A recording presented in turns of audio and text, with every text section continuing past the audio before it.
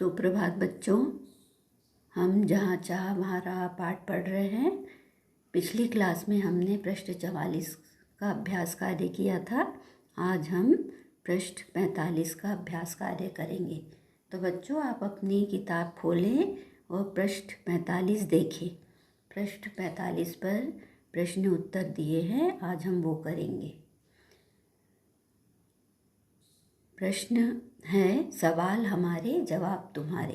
प्रश्न दिए हैं, उत्तर आपको लिखना है। प्रश्न पहला है, इला को लेकर स्कूल वाले चिंतित क्यों थे? उनका चिंता करना सही था या नहीं? अपने उत्तर का कारण बताओ। अपने उत्तर का कारण भी लिखो। तो आपको लिखना है कि इला की सुरक्षा और उसके काम करने की गति को लेकर स्कूल वाले चिंतित थे। उनका चिंता करना सही था क्योंकि इला जैसे छात्र को इन कठिनाइयों का सामना करना पड़ता है। प्रश्न दूसरा है, इला की कशीदाकारी में खास बात क्या थी? उत्तर है, इला की कशीदाकारी में लखनऊ और बंगाल की झलक थी। उसने काठियावाड़ी टाँकों के साथ साथ अन्य कई टाँके इस्तेमाल किए थे। पत्तियों को चिकनकारी से सजाया था, डंडियों को कांथा से उभारा था। उसकी डिज़ाइनों में नवीनता का मिश्रण देखने को मिलता था। प्रश्न 3 है, सही के आगे सही का निशान लगाओ।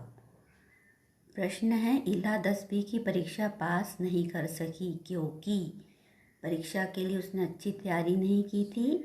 वह परीक्षा पास करना नहीं चाहती थी।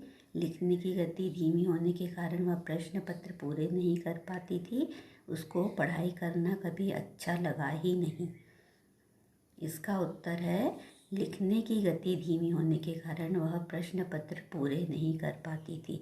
इस उत्तर पे आप सही का निशान लगाएंगे। प्रश्न 4 है, क्या इला अपने पैर के अंगूठे से कुछ भी करना सीख पाती अगर उसके आसपास के लोग उसके लिए सभी काम स्वयं कर देते और उसको कुछ करने का मौका नहीं देते? उत्तर है, अगर इला के आसपास के लोग उसके लिए सभी काम स्वयं कर देते और उसको कुछ करने का मौका नहीं देते तो इला अपने पैर के अंगूठे से कुछ भी करना नहीं सीख पाती। ये बात सही है क्योंकि यदि सब लोग उसका काम कर देते तो वो तो कुछ सीखती नहीं, पर उसने पैर से काम करना सीखा क्योंकि सभी काम उसके कोई नहीं कर सकता था। अब आगे के प्रश्न कशीदाकारी से संबंधित है।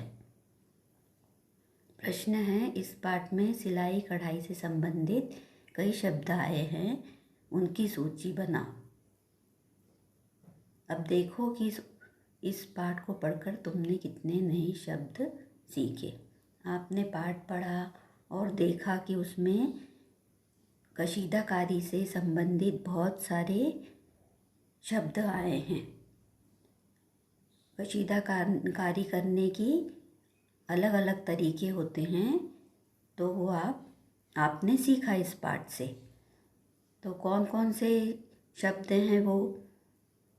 टाँका, बूटियाँ, कशीदाकारी, भरवा टाँके, कांथा, बेल बूटे, चिकनकारी, जंजीर। ये सब कढ़ाई करने के अलग अलग तरीके हैं। तो आपको क्या करना है कि आपको अपनी मम्मी से इनमें से कोई एक कढ़ाई का तरीका सीखना है और अपने लिए एक अच्छा सा रुमाल बनाएं। ये कार्य आपको दिया भी गया है। अब ख है, नीचे दी गई सूची में से किन्हीं दो से संबंधित शब्द, संज्ञा और क्रिया दोनों ही इकट्ठा करो। अब शब्द हैं फुटबॉल, बुनाई, बागबानी, पतंगबाजी। आप सभी जानते हैं कि नाम वाले शब्द संज्ञा होते हैं और काम वाले शब्द क्रिया होते हैं। अब इनमें से किन्हीं दो शब्दों को लेकर संज्ञा और क्रिया बनानी है।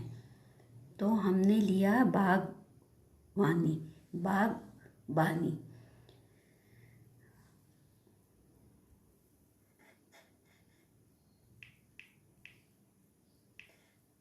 ये शब्द है बागबानी। तो हम इसको लिखेंगे बागबानी।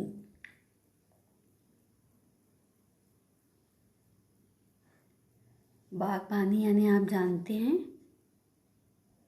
अपने गार्डन में पौधों की गुड़ाई करना, पानी देना, पौधे लगाना, ये सब बागबानी के अंतर्गत आता है।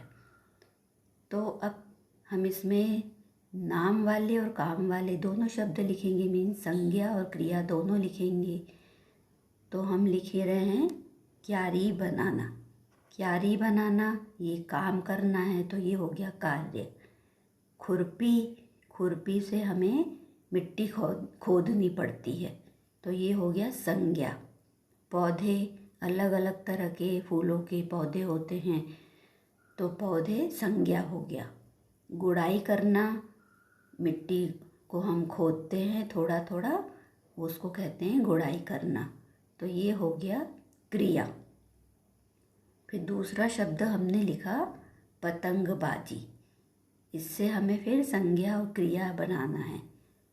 तो मांझा, जो धागा होता है उसको मांझा कहते हैं, तो ये हो गया संज्ञा। चरखी, जिसमें धागा लपेट देते हैं वो चरखी, वो हो गया संज्ञा। कन्नी देना यानी पतंग काटना, तो ये कार्य है, ये हो गया क्रिया। पतंग उड़ाना ये भी कार्य है, ये हो गया क्रिया। तो इस तरह से हमने आज पृष्ठ 45 की सभी अभ्यास कार्य यहाँ पे आपकी सहायता के लिए कर दिया है। आप अपने मन से भी इसमें कुछ अपने विचार लिख सकते हैं। तो आप ये कार्य अच्छे से कर लें और मुझे समय से भेज दें।